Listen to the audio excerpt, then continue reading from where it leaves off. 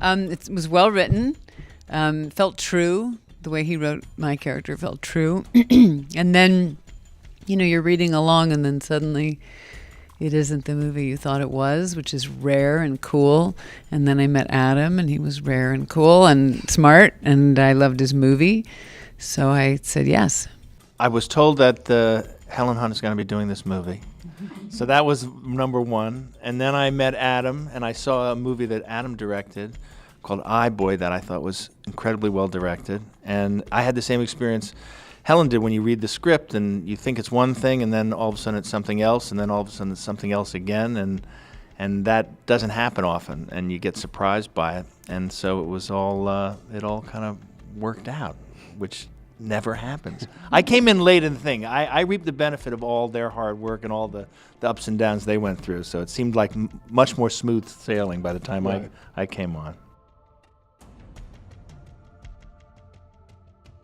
There's something about, something scary happening in a big scary city is a little redundant, but the supposed serenity and bliss of, a bucolic suburban setting is in beautiful contrast to the weird things that happen in this movie. David Lynch always inspires everything. You try not to lean on that too heavily, but it's always going to make its way, particularly Lost Highway, I think, for this film. And then some of Michael Haneke's films. It's a film that changes both in terms of story, but also stylistically. It's very key that the way that the camera moved and the way that it's shot and the lighting and the feel, it sort of evolves over the course of the film. And the beginning part was certainly slightly more removed, than later in the film, allowing the audience to kind of sit back and watch and try and understand the puzzles that are being presented to you.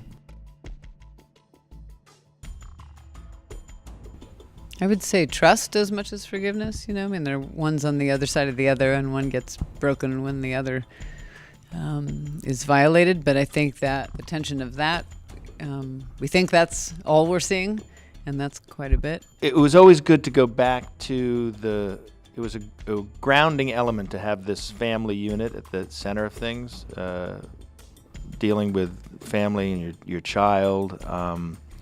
That seemed very true and very real, so when the circumstances got a little more surprising or extreme or took these left turns, you could always sort of ground yourself in the reality of that family dynamic, which was helpful as an actor.